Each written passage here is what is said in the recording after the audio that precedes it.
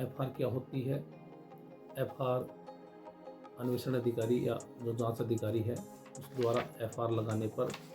या कोई भी मामला ऐसा है जिसमें पीड़ित पक्ष है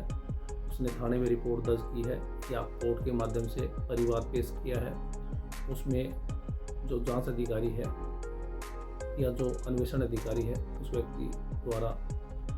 जो मामला है उसमें एफआर दे दी जाती है, तो उस मामले में आप उसको कोर्ट में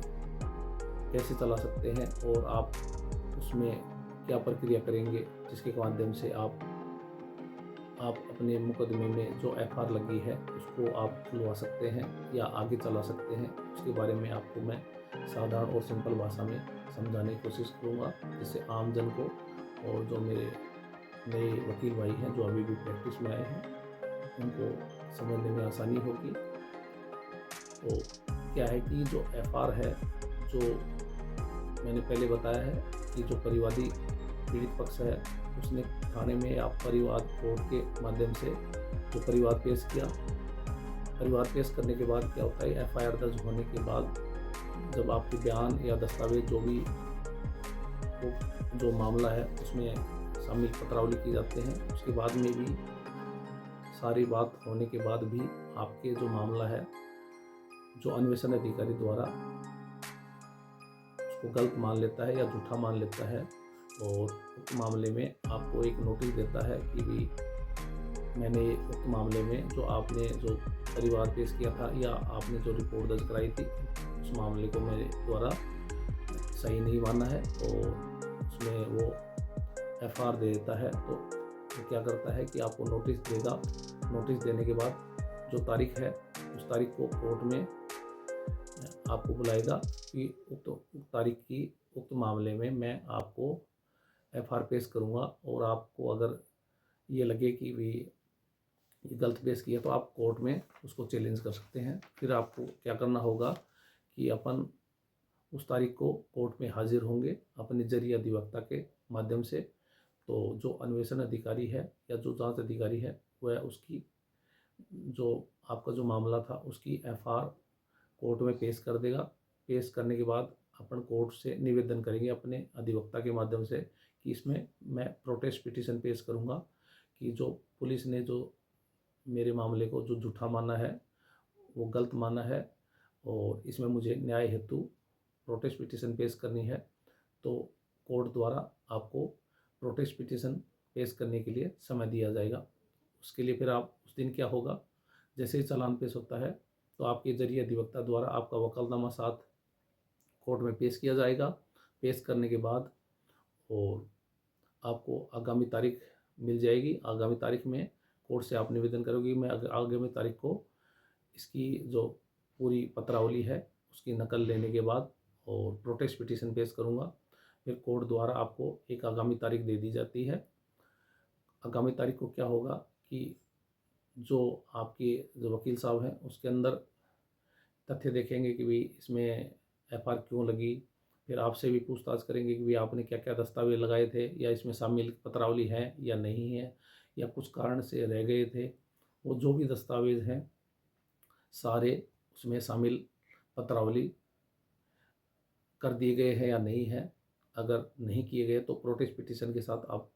दस्तावेज सूची के साथ कोर्ट में आप पेश कर सकते हैं। तो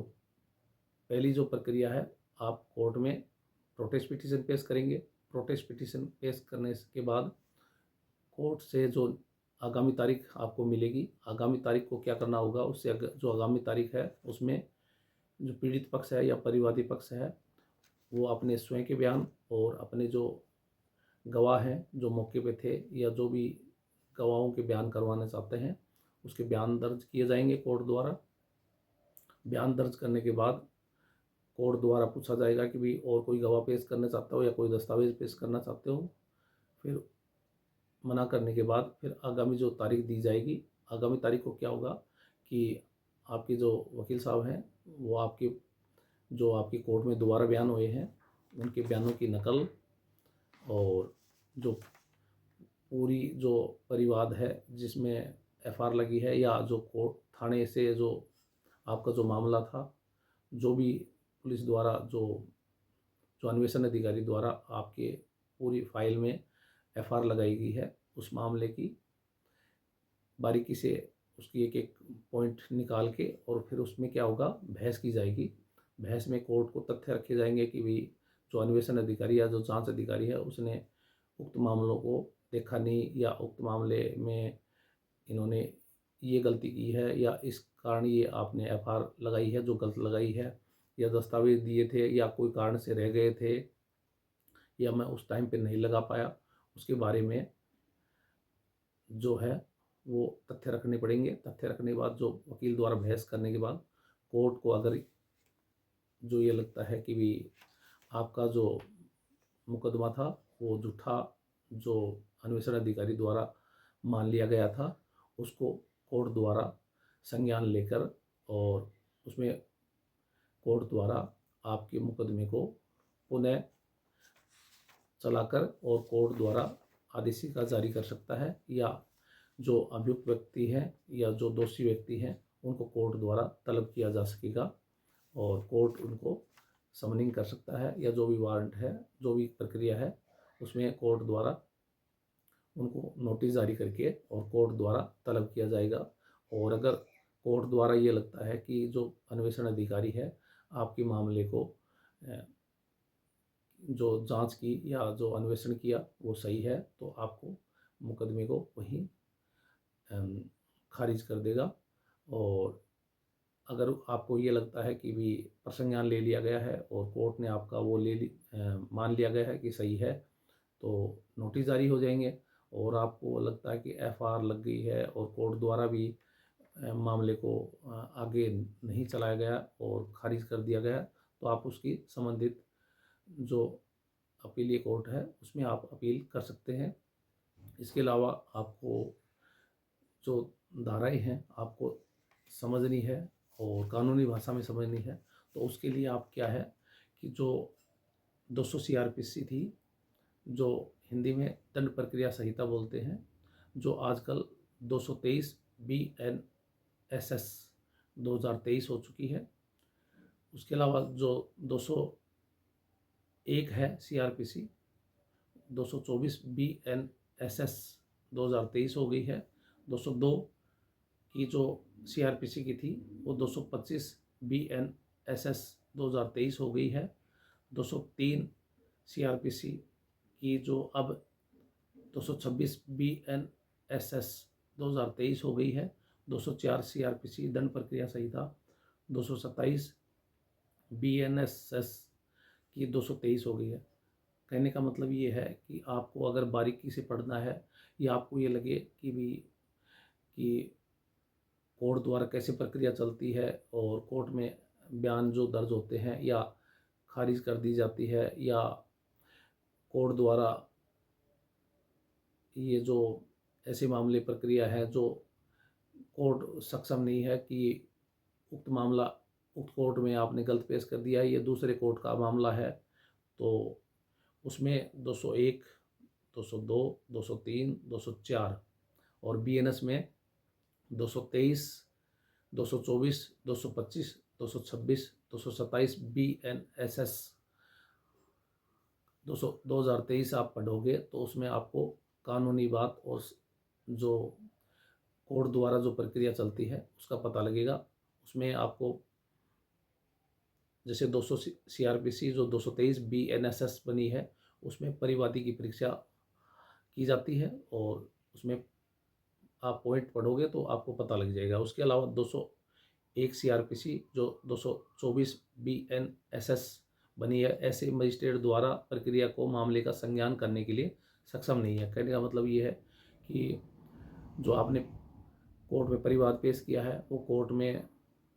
ये गलत न्यायालय में आपने पेश कर दिया है, तो कोर्ट द्वारा आपको बताया जाएगा कि भी आपने संबंधित न्यायालय ये है तो उस न्यायालय में पेश किया जाए, तो उसके बारे में प्रक्रिया आप 224 BNSS में आप देख सकते हैं। 204 सीआरपीसी जो अब 225 BNSS जिसमें आदेशिका जारी किए जाने के लिए स्थगित करना उसमें है। उसके अलावा 203 सीआरपीसी जो अब 226 BNSS है, जो परिवादी का खारिज परिवाद का खारिज किया जाना उसमें बताया गया है। उसके अलावा 204 सीआरपीसी है जो अब 227 बीएनएसएस आदेशिका जारी किए जाने का उसमें दे रखा है। तो कहने का मतलब ये है कि 204 सीआरपीसी जो अब 227 सीआरपी बीएनएसएस है उसमें जो प्रक्रिया है, कोर्ट मैंने कहा था कि जो वकील द्वारा फाइनल बहस करने के बाद कोर्ट द्वारा जो आदेशिका जारी की जाती है, तो पहले वाली जो 204 सीआरपीसी थी जो अब 227 बीएनएसएस में जारी की जाती है। तो ज़्यादा जानकारी के लिए और कानूनी जानकारी के लिए अगर मेरे द्वारा त्रुटि हो गई हो तो उसके लिए सटीक जानकारी के लिए 223, 224, 225, 226, 227 BNSS 2023 पढ़ें। उसके अंदर आपको जो जो क्वेश्चन है वो आपको समझ में आने लग जाएंगे और आपको प्रक्रिया कोर्ट की जो समझ में आने लग जाएगी। ज़्यादा जानकारी के लिए मेरे चैनल से जुड़े रहें और मेरे चैनल को लाइक कीजिए, सब्सक्राइब कीजिए और आगे और वीडियो आते रहेंगे उनको देखते रहिए, जिससे आपको साधारण और सिंपल भाषा में समझने में आसानी होगी कानून को, क्योंकि कानून की भाषा थोड़ी हार्ड है, इसलिए समझ में आना थोड़ा मुश्किल होता है। इसलिए मैं साधारण और सिंपल भाषा में समझाने की कोशिश की है। नमस्कार।